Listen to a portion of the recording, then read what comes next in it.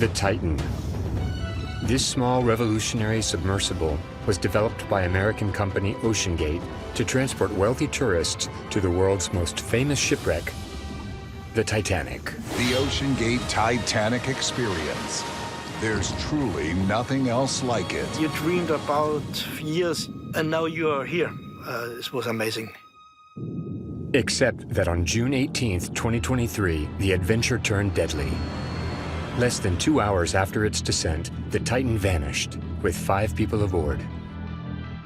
Over 4 days, the world held its breath in the hope of finding the passengers alive. They're stuck in this tiny tin can at the bottom of the ocean, in the cold and in the dark. I imagined that they were alive inside the submarine and how awful it would be if they weren't found. It's a bit of a nightmare for everyone on board. You could compare it with the proverbial burying alive. The terrifying countdown to the tragic ending captured international headlines. The world reeled when debris from the submersible was found near the wreck of the Titanic. What went wrong? Was the disaster caused by a design flaw? Or was it a matter of pilot error? The submarine can get caught on cables or other parts of the wreck. You may be trapped. A blackout. The submarine found itself with no electricity, no lights, no communications. That's when its journey to death and destruction began. Now, through extraordinary archive materials and 3D reconstructions, we are going to recount the tragedy of the Titan and the various scenarios of its ill-fated, deadly descent. Interviews with experts, former passengers, and the victims' families will take you to the bottom of the greatest catastrophe in the history of underwater exploration.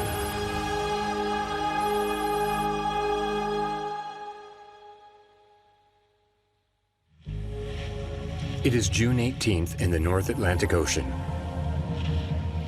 9:30 a.m. The icebreaker Polar Prince launches a small experimental submersible named Titan into the water. Roger, platform ready to dive. We are in position.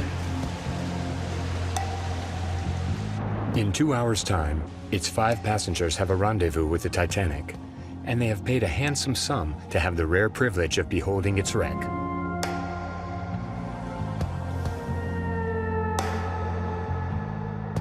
Among them, 3 thrill-seeking tourists. Hamish Harding, an American pilot, along with Shahzada Dawood, a Pakistani businessman, and Suleiman, his 19-year-old son. Their tour guide is the world specialist on the Titanic, Frenchman Paul-Henri Narjolet. If he was offered an expedition to the Titanic, that was his priority. It had always been his passion, and I thought it was a nice opportunity for him to go and see the Titanic once again. Stockton Rush, the Titan's pilot and inventor, completes the crew. However, nothing predestined this millionaire's son to go and inspect the wreck of this famous ocean liner. Because initially, he wanted to become the first man to ever set foot on Mars. But despite having a degree in aerospace engineering under his belt, his dream abruptly came crashing down during a routine medical checkup. He was found to have eyesight problems. Then he came up against a lot of brick walls that he couldn't buy his way through, so he couldn't go to Mars. So it was through this disappointment that Stockton Rush changed course. He turned to underwater exploration, and right away he set his sights high. Stockton Rush was someone who very much wanted to be a pioneer in deep ocean technology. What he wanted was to be recognized as some kind of Leonardo da Vinci of the deep sea. Little by little, he got this idea in his head, that of transforming the depths of the ocean in the same way that Elon Musk and Richard Branson had done with space into a tourist area. In 2009, Stockton Rush founded OceanGate, a private company that wanted to offer a unique experience for tourists. The OceanGate Titanic experience. There's truly nothing else like it. Something never seen before. He wanted to make his mark on history by creating an inexpensive, efficient submersible that anyone could pilot and which would allow people to visit the wreck of the Titanic and even other wrecks as well. But to achieve that, he had to design a submersible that would be capable of taking the tourists down to a depth of 3,800 meters, 2.5 times the depth of the Grand Canyon. Another major constraint to take into consideration, the pressure of the depths. Because the final resting place of the Titanic is the most hostile environment on the planet, the abyss. The pressure exerted there is 380 kilos per square centimeter. The analogy we use is that of a big elephant standing with all 4 feet on a can of soda.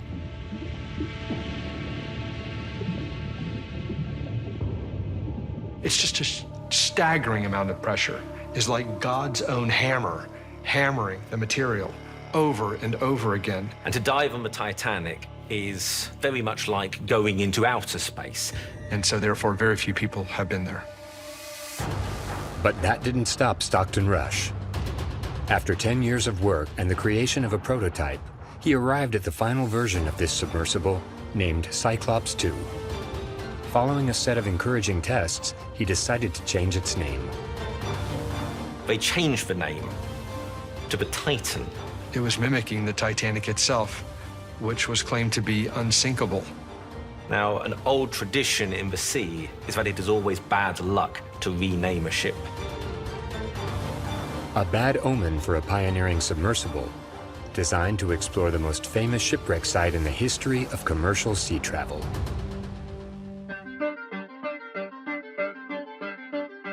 Approximately 7 meters long by 3 meters wide, the size of a tank, the Titan looked like most other small submarines already in existence.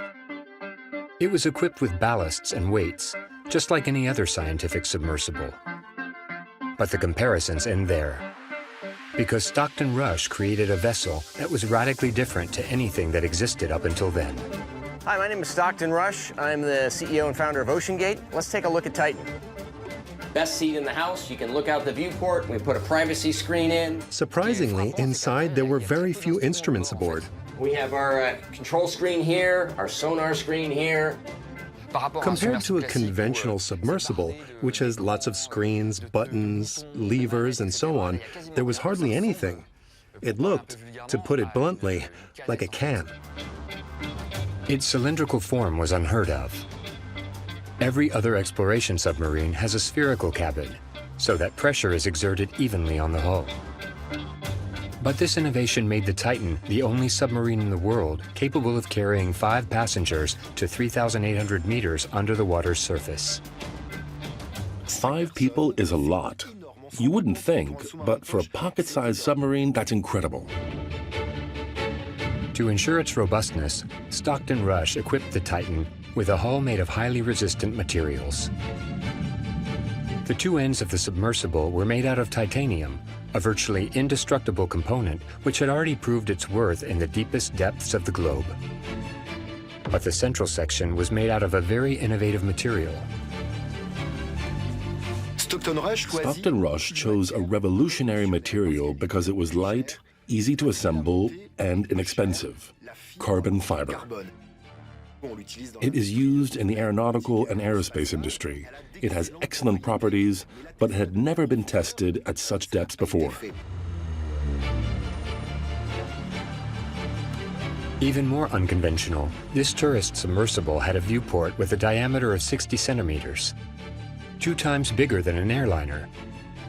Once again, this was completely unheard of. To entice the tourists and offer them an unforgettable experience, this viewport would allow them to see the Titanic and almost touch it. The promise of this totally incredible experience was the Titan's main selling point. But that wasn't all. The Titan's steering controls were also surprising. The height of innovation, its 4 electric thrusters were maneuvered thanks to this accessory, of incredible simplicity for such a vessel. So if you want to go forward, you press forward. If you want to go back, you go back. It was a video game controller, like one you'd find for commercial use. And it's Bluetooth, so I can hand it to anybody. And it's meant for a 16-year-old to throw around. And Stockton, he boasted about it. It was definitely a bit surprising because on the one hand, it was this revolutionary machine in many ways, and at the same time, there was this DIY MacGyver feel to it, with these objects that you or I could go out and buy. And it was with this new generation submersible that Stockton Rush launched his project in 2021 with his company, OceanGate. His aim was to offer tourists the opportunity to contemplate the wreck of the most famous ocean liner in the world for the modest sum of $250,000, almost 230,000 euros. A fortune for mere mortals, but a formality for millionaires in search of extraordinary experiences. Extreme tourism is really growing as a market. The idea of pushing the limits, ordinary people going to the very edges, Everest, space, Antarctica, the bottom of the ocean, the Titanic. There are actually quite a lot of people who can afford to pay $250,000 to go underwater and see the wreck of the Titanic. The Titan's first expeditions were a great success. Thanks to Stockton Rush's audacity, you no longer had to be a scientist to go and enjoy a sensational ride around the most mythical of shipwrecks. Don't miss the opportunity to be part of history. The OceanGate Titanic experience. There's truly nothing else like it. No one believed in Stockton Rush. When he succeeded in his crazy dream to reach the wreck of the Titanic with his little Titan, everyone shouted, "Wow, the man's a genius!" Very quickly, the waiting list grew to go aboard what had become a phenomenon, the Titan. Hailing from Las Vegas, property developer Jay Bloom and his son Sean were tempted by the experience. I'm a little bit of an adrenaline junkie. My son and I normally do a lot of these adventures together when possible. It wasn't really like a dream or anything. It was more of a bucket list item. It was more like, oh, cool, like, let's go see the Titanic, you know? Retired businessman, German millionaire Arthur Leubel is also a fan of extreme tourism activities. When he bought his place aboard the Titan, he was indulging himself in fulfilling his childhood dream. They've also told me a lot about when I was a kid, and it's a mythos forever, I think. In August 2021, he went on the experience. Arthur Leubel documented his dive in Titan and allows us to relive his descent, thanks to these exceptional archives.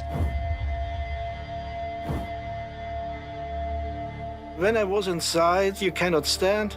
You're sitting 10.5 hours on the bottom. You say, close the Titan from outside. Other submersibles always have the possibility of being opened from the inside in case of emergency, but not the Titan.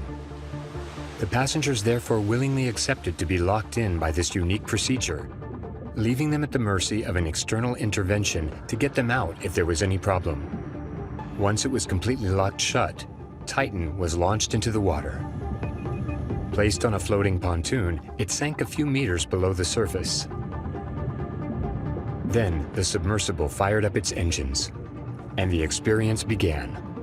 A sensational dive to the depths of the ocean.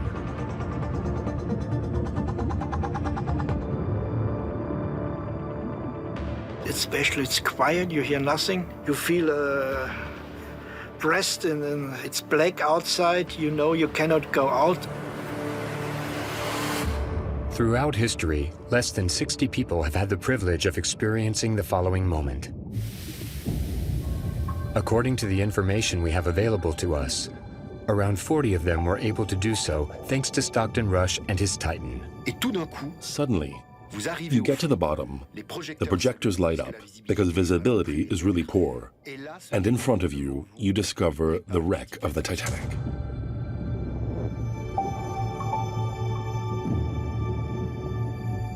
Hundreds of tons are losing your body. You become happy. You dreamed about years. You paid a lot of money for this, and now you are here. This was amazing.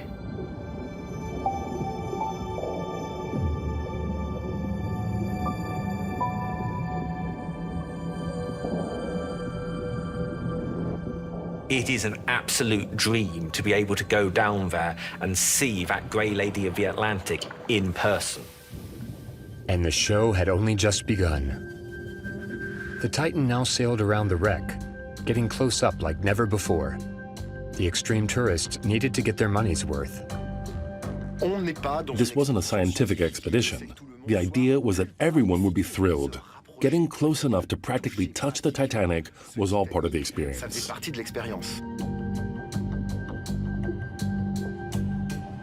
So we have go 2 times around the Titanic, and 2 times we sitting on the deck.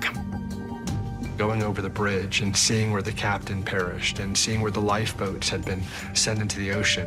And you can just in your own mind think of what it must have been like to be on the ship when it went down. For me, I had the feeling I am now live 1912 on board because PH was telling us everything. More than just a guide, Paul-Henri Nargeolet was Mr. Titanic. The French explorer had dived down to the wreck almost 40 times as submarine pilot for Ifremer, the French National Institute for Ocean Science and Technology. Thanks to him, more than 5,000 objects from the ocean liner have been brought back up to the surface and keep the memory of the shipwreck alive. The Titanic was like his big brother. That's how it was. Sometimes I was a little jealous because I said to myself, he prefers to spend more time with the Titanic than his family. Paul-Henri Nargeolet couldn't have imagined that the wreck of the Titanic would become his tomb. Sunday, June 18th, 2023. It's 9:30 a.m. Back to the Titan with its 5 passengers on board. Roger, platform, ready to dive. In 2 hours' time, Stockton Rush, Paul-Henri Nargeolet, Hamish Harding, Shahzada, and Suleiman Dawood have a rendezvous with the Titanic. They begin all the usual procedures. Everything seems perfectly ordinary. They've done this plenty of times before. Number 1 requirement when you dive in a deep ocean submersible. There is one. You come back. Other than that, everything is secondary. As the capsule closes, they don't know that their fate is sealed and that they have just signed their own death warrant. Titan ultimately disappears beneath the waves. One person takes a photograph. It's a nice little souvenir, but nothing particularly remarkable. They're following the descent. And then suddenly there's silence. That's never a good thing.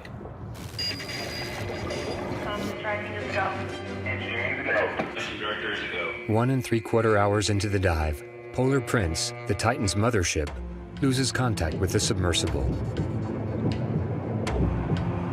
It's not the first time that this has happened. The OceanGate team on the boat tried to restore communication by all possible means. Radio waves do not travel through water. So they're using acoustics, they're using transponders. Some of this is direct messaging. Communication has obviously gone wrong, so they're aware that something is up. On the previous occasions when they had lost contact with the Titan, it had reappeared a few hours later. But after 8 hours without any sign of life coming from the submersible, something is up. There is growing concern. That is a long amount of time which they're waiting, knowing that something is wrong, but unable to help. The expedition team leaders have no other choice but to call for help and alert the Coast Guard. The news is immediately made public by the media. In just a few hours, Titan's name circles the globe. Tonight, near the site of one of the 20th century's worst ocean disasters, a new undersea drama is unfolding. Correm contra o tempo para encontrar o submarino que simplesmente desapareceu. Ce petit sous-marin, il y avait 5 personnes à son bord. Eksperymentalnej łodzi podwodnej Titan. El Titan, sí, Titan. Y otra cosa es que el sumergible. Teams hätten mehrfach Klopfgeräusche. A mí me gustaría, Antonio. It was everywhere. It was inescapable. It was on every news channel. It was all over social media. The eyes of the world were upon Titan. The world stopped. Antoine Lard, en rapportement direct de Washington. Alors, ce qu'on sait, c'est que ce sous-marin était en train de descendre vers l'épave du Titanic. Comme ça concerne le Titanic. Being linked to the Titanic, it went global. Everyone was interested. There was even this on-screen countdown with the seconds, minutes, and hours ticking away, and people were glued to their screens. Scotchés devant leur télé. The faces of the Titan's 5 occupants were broadcast across the world. Sidonie Narjolet is Paul-Henri Narjolet's daughter. She remembers the moment when she heard the news. It was completely surreal for me. I was telling myself it was my dad, and that nothing could happen to him. It was impossible. What happened aboard the Titan? In the first few hours of its disappearance, many theories were flying around. Was it drifting somewhere on the surface? Or stuck at the bottom of the ocean? The entire planet was imagining the nightmare that its occupants would be going through if they were stuck in this little submersible in the middle of the North Atlantic Ocean. If a submarine doesn't come up to the surface in 24 hours, then you have a problem. A big problem. We're going to bring them back. You always have to have that hope. You don't give up. After 8 hours without any news, there is still a real hope of finding them alive. But time is of the essence, because the 5 passengers have oxygen reserves to last them 4 days. That's 96 hours. If they aren't rescued by then, they could die of asphyxiation. We are waiting, tick-tock, tick-tock, as the oxygen runs out, and we wait for some news from the Titan that doesn't come. These are all ingredients of a horror film. Actually, a scriptwriter could have written this film. The clock is ticking down, and this is an absolutely immovable deadline.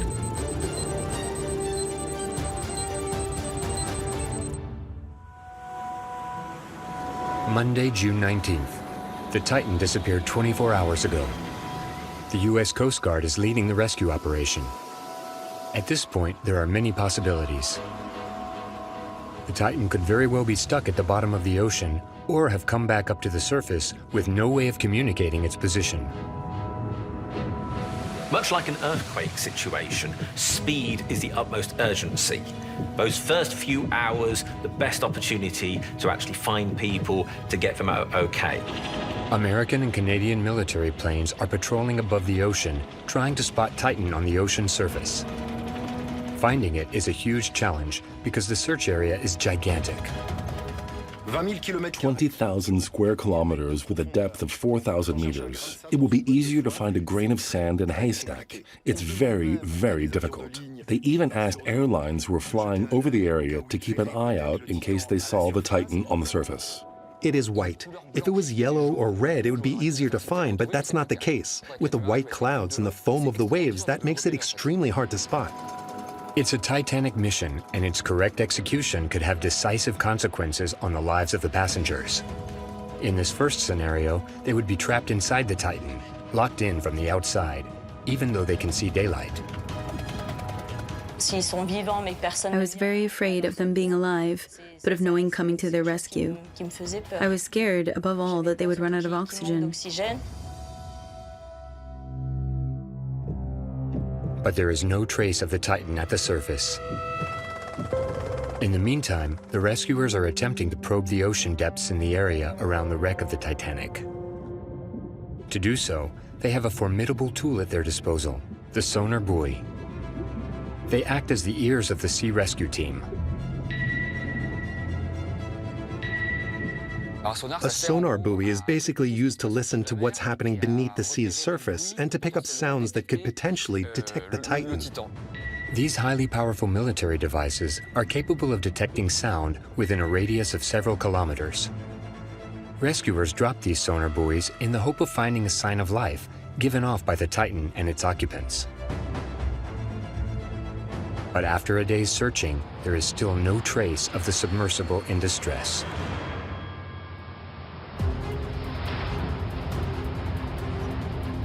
The morning of Tuesday, June 20th.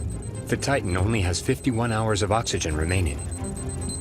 We imagine the anguish of these people who are trapped at the bottom of the ocean in this tiny vessel, who know that after 4 days, they'll have no more oxygen left. 45 hours after the loss of contact with the OceanGate submersible, ships finally arrive in the area after their long journey from the continent to try and locate the Titan. Coast Guard and military vessels, as well as civilian and industrial ships, have responded to the call for help. People want to believe that this crew is alive. That is why everyone is so energized and also spending tens of millions of dollars to try and save the Titan's crew. With so many searches, I said to myself, there has to be hope. People believe that we can find them and they are okay. This rescue operation monopolizes news channels around the entire world. It's against this backdrop that one theory begins to gain traction. And the thought is terrifying.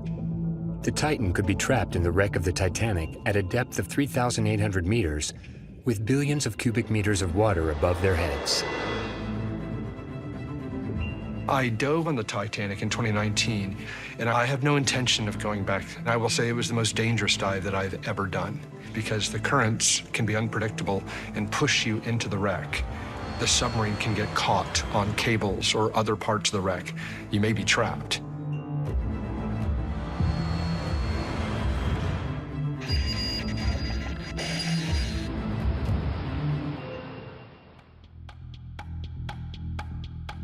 The possibility of such a scenario is chilling. But at the Coast Guard headquarters in Boston, it is being seriously considered. So how can they find out? At that point, the rescuers are blind with no idea what's happening underneath the water. There is no other option. They will have to dive down to the wreck of the Titanic to search for them. But for logistical reasons, that is no easy task. There are so few manned submersibles that can go down to 4,000 meters. More like about 10, most of them are not in operation any longer, and most were not in that location. However, there is a solution: underwater robots. Remotely operated vehicles, or ROVs. That's where you have a pilot looking through the camera in the ROV, piloting it, and it has manipulators so it can actually do things. As luck would have it, two of them are available: the American rover, Odysseus 6K, and the French robot 6000 from Ifremer. However, they are far away from the search area. They are urgently transported to the North Atlantic Ocean. Their estimated arrival is Thursday at dawn, but time is running out. If the Titan's crew is still alive, they will have less than 4 hours of oxygen remaining by then. When the robots get there, the rescuers will finally be able to see what's going on in the wreckage of the Titanic and then potentially find the Titan. These sophisticated pieces of technology are the rescuers' best chance of finding Titan and its 5 passengers.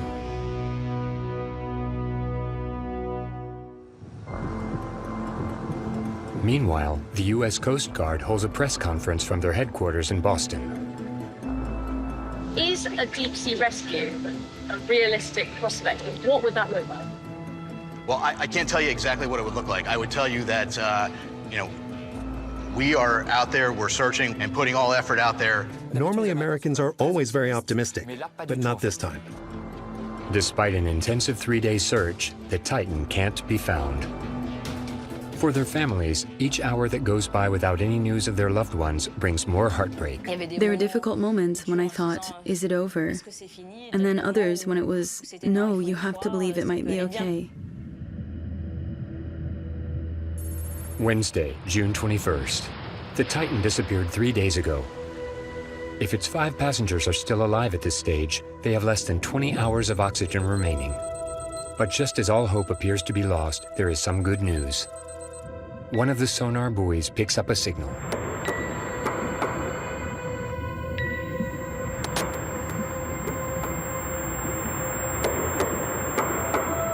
Noises start being heard, bangs coming from somewhere beneath the sea.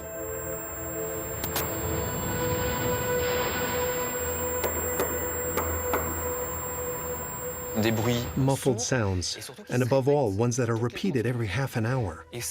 And that points to these sounds potentially being made by humans. While the Coast Guard attempts to formally identify the sounds, the experts highlight the presence of one man in particular aboard the Titan, Paul-Henri Nagelet. In such a critical situation, this formal naval officer and experienced diver is the man for the job. He could be behind such signals. My father was always calm in a crisis situation. He was someone who didn't give up, who knew what he wanted and who could find the way to get there. We thought, that's a very good sign. If you're in a submersible, stranded, trying to contact the surface and you had no communications, that absolutely is something one would do, which is to bang with a tool on metal, because that sound would travel a very great distance. But most importantly, you would do it very precisely and regularly. The entire world is hanging on to these banging sounds. What if it is them? They've been looking for the crew for 3 days, and we imagine the worst. But when we hear these sounds from the bottom of the ocean, we think, that's it. We found the crew of the Titan. And from there, all of a sudden, the story is all over the news. So we want to bring you a breaking update on that missing sub. It's been confirmed that banging sounds have been heard. Suenan de forma rítmica. Less than 20 hours now left of air. Faut absolument rester optimiste et se battre jusqu'au bout. But this hopeful scenario also implies a horrific prospect, being locked in a tiny space down in the abyss. If the Titan's passengers are alive, they have been going through a living nightmare these past 3 days. They are stuck in this tiny tin can at the bottom of the sea, in the cold and in the dark. And they know that they only have 24 hours of oxygen left. Each minute that passes is taking them closer to their deaths, so it's horrific. It's a bit of a nightmare for everyone on board. You could compare it with the proverbial burying alive. You can imagine that some of them are suffering from stress, suffocation, hygiene problems. More serious than that is actually how cold it can get. The passengers on the Titan, if they were still alive, would actually have hypothermia. They would freeze to death before they ran out of oxygen. With this in mind, the rescuers are pulling out all the stops as the final deadline approaches. If the crew isn't saved before 9:30 a.m. the next day, any chance of finding them alive will be wiped out. Thursday, June 22nd at dawn. It's as if time has stopped on the Titan's oxygen reserve countdown. 4 hours. In the best-case scenario, that's what remains for the Titan and its crew.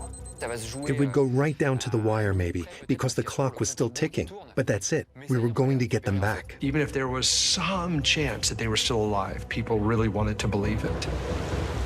When Odysseus, the underwater robot, finally reaches the area, hope is rekindled. At 5:30 a.m., it begins its descent towards the wreck of the Titanic, to where the banging heard the day before was pinpointed. The whole world has its eyes riveted on this underwater robot. But it has to complete this formidable challenge in record time, because finding the Titan in this hostile environment seems to be mission impossible. This is the 15-square-mile wreck of the Titanic, and a lot of that debris is bigger than the Titan. So this isn't looking for a needle in a haystack. This is looking for a needle in a needle stack. Odysseus is steered from the surface on a pilot ship. So you have a crew that are viewing on the screen what the camera of Odysseus sees. It spends a long time searching in the vicinity of where the sounds were picked up by the sonar buoy. In vain. Until the countdown timer stops. There was this weird moment when we knew that time had run out, that the countdown had finished, and that at that point the Titan's passengers had no more oxygen left. With all our colleagues there on the docks, in front of the Coast Guard team, we looked at each other and said, "What's going on?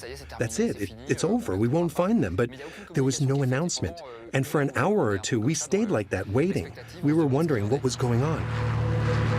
At 3 o'clock in the afternoon, Boston time, on Thursday, June 22nd, the news breaks. We're going to go straight to breaking news concerning that search for a submersible. Big debris field was discovered within the search area by one of the rovers near the Titanic. Il n'y a donc ce soir plus aucun espoir de retrouver des survivants. The wreckage makes it absolutely plain, but the worst possible outcome has happened. They find individual portions of the outside of the submersible and the broken up carbon fiber body. Tragically, there are no survivors. Suleiman and Shahzada Dawood, Hamish Harding, Paul-Henri Narjolet, and Stockton Rush, the Titan's inventor, are all dead. Ocean Gate's submersible was supposed to allow them to fulfill their dream. It has become their casket. That's when I said to myself that I would never see him again. And yes, It's still difficult to think that.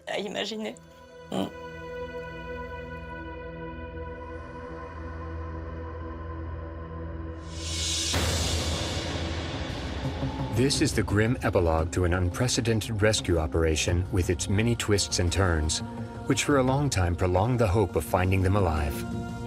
These knocking sounds picked up in the ocean were just a false alarm. The noises were not Titan. In fact, more ironically, a lot of them were actually Titanic. As the wreck slowly deteriorates, the deep-sea currents are gently moving things. After this tragedy, it was time for the questions. What had happened? Was this tragedy a predictable outcome? Several alarming signs suggest so. Because while some wealthy tourists had fulfilled their dreams of seeing the Titanic with their own eyes, the expeditions of the Titan weren't all great successes. Far from it. In reality, during the 3 years that the submersible had been in operation, the majority of the dives didn't even reach their destination. Out of 90 dives, 13 reached the Titanic. That means that this was a complicated expedition, which wasn't always successful. In fact, it was rarely successful. Technical problems that meant that missions had to be aborted on a regular basis. Loss of contact with the surface, failure of the onboard computer or the sonar, and even loss of control of the submersible. A communications problem is really a big technical worry because it renders the Titan blind, both for resurfacing and for moving about over the ocean floor. It was a dive before my dive. The battery system failed, and they have no energy, so they have to make an emergency dive up. But what exactly the reason was, they don't tell us.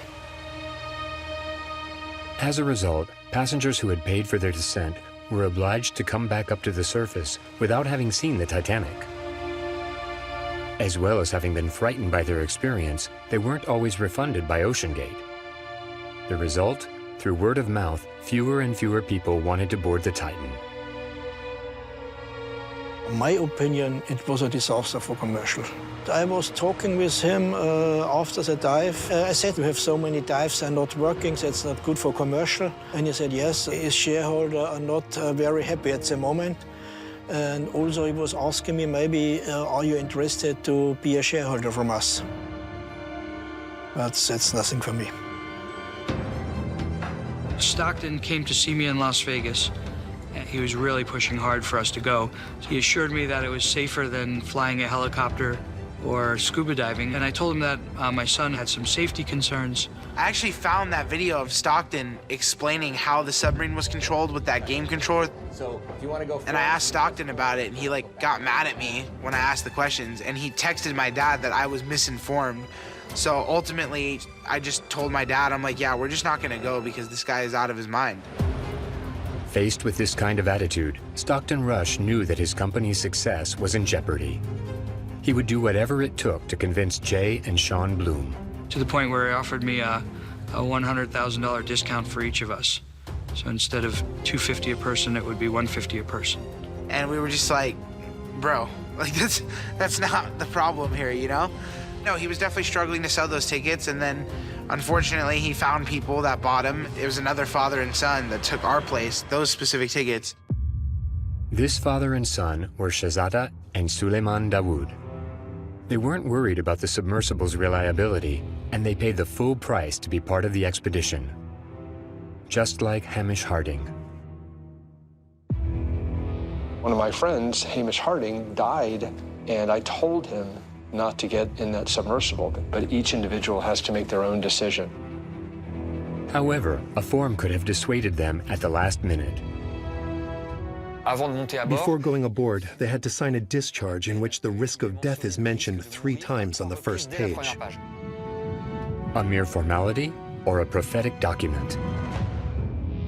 Ever since the Titan was built, various underwater explorers were convinced that people would die. Some directly warned Stockton Rush, but he refused to listen to them. We routinely said that he was going to kill people, and he disagreed.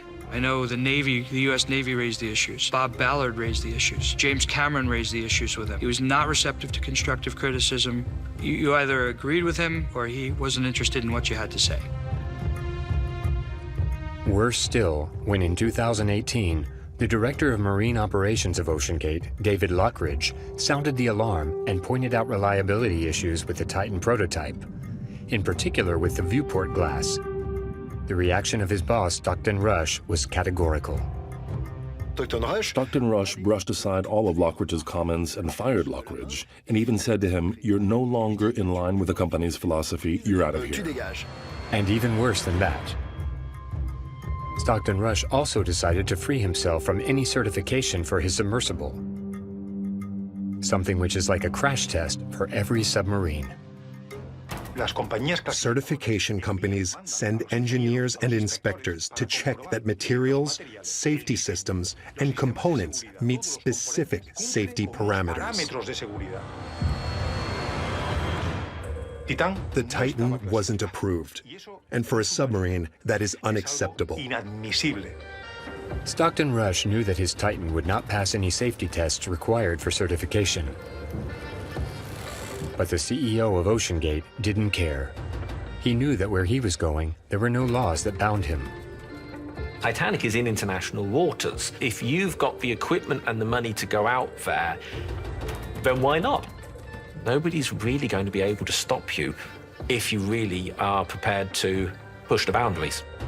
Stockton Rush was therefore ready to take every risk, right up until this final dive on June 18th, 2023, which would make the Titan known to the world in the worst possible way. A few hours after the debris had been discovered, the mystery remained intact. What had really happened aboard that day? On the docks of Boston, journalists were on tenterhooks waiting for the first pieces of information. We wanted to know what had happened. We wanted to know how they had died, in what circumstances. My father didn't have a death wish. People ask me why he went in the submarine. He believed in that submarine. The final press conference of the Coast Guard would provide the first piece of the puzzle. The debris is consistent with the catastrophic loss of the pressure chamber. And he explained that the Titan had imploded during its descent.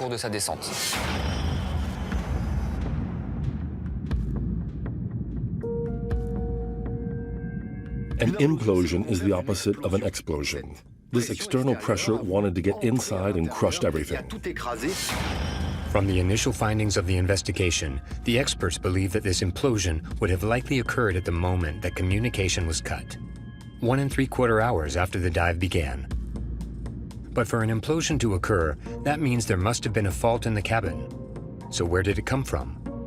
Attention soon turned to the viewport. And David Lockridge, the former director of operations for OceanGate who was fired by Stockton Rush, was on everyone's minds. We knew that these problems could be caused by the acrylic panes, which could split and crack. Could the viewport have caved in under the pressure and caused the implosion? Not necessarily, because another element of the Titan was on the radar of all the experts, the component used for the hull. Il est fait de fibre carbone. Ein Zylinder ist aus Carbonfasern. A carbon fiber, kind of an experimental craft. So it's a very unconventional design, and I must confess that I was very concerned. Imagine a rope. A rope is very strong when you pull it, but it's not at all strong when you push it together. Carbon fiber is somewhat similar.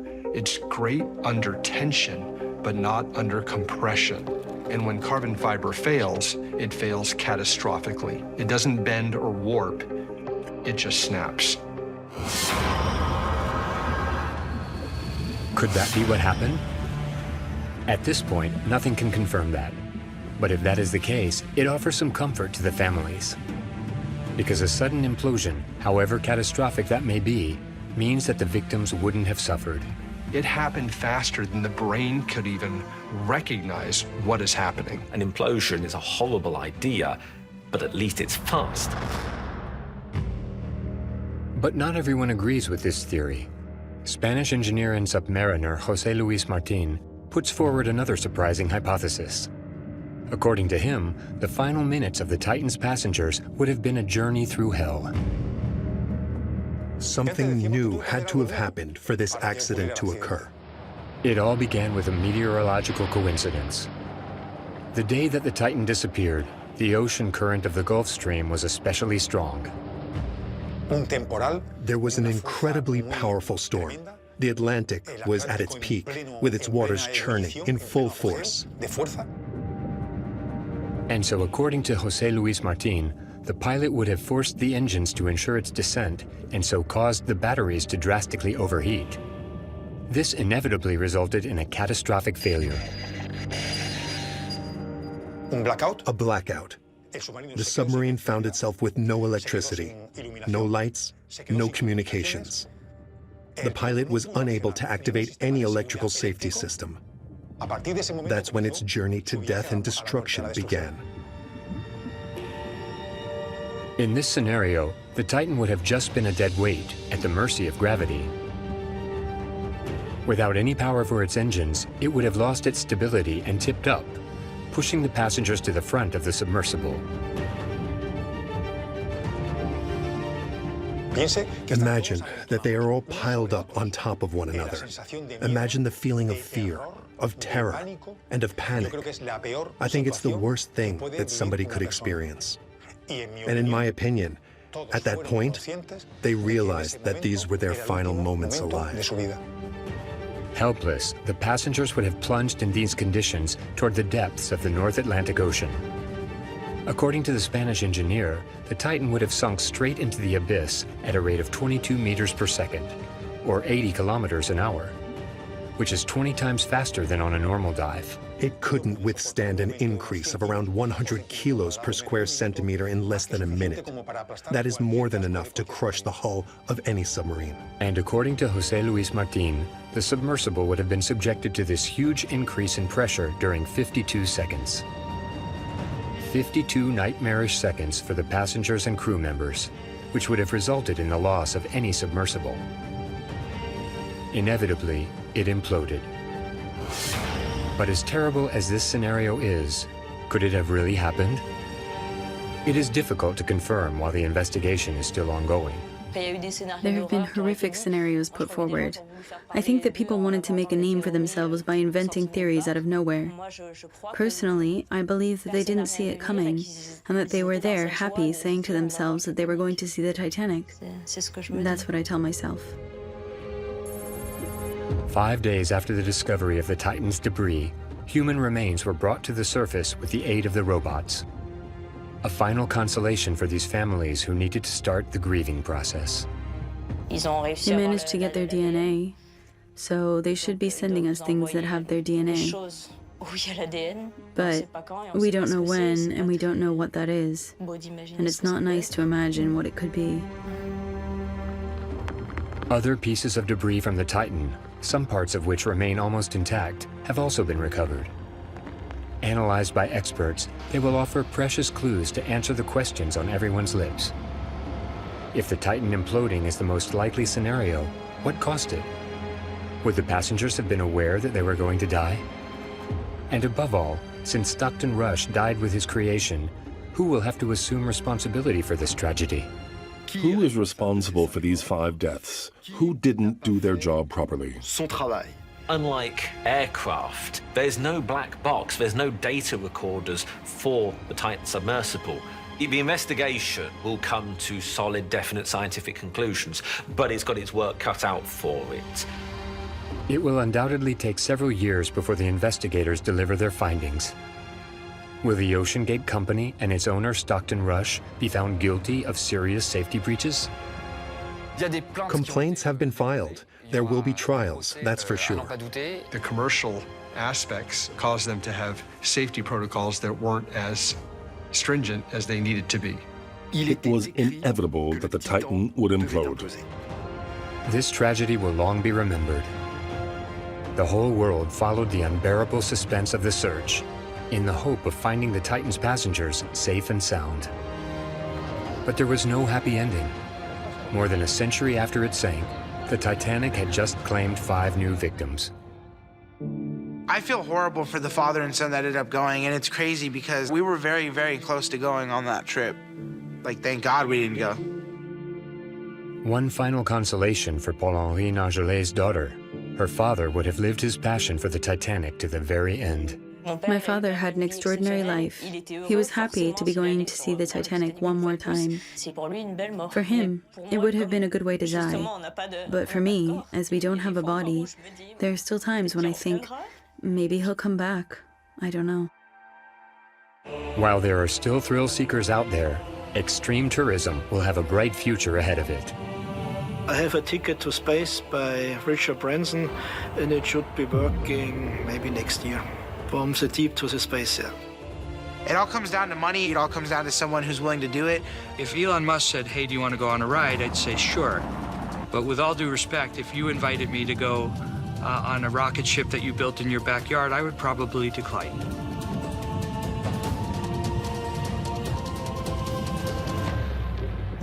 Other people want to build submarines for tourists, and I think that it's a good idea to do that. We shouldn't close the door of the ocean to tourists just because there was an accident. More than a century after the Titanic sank, and at the cost of 5 more human lives, the tragedy of the Titan echoes the fate of the ocean liner that was believed to be unsinkable. When man defies nature, he sometimes has to pay the price.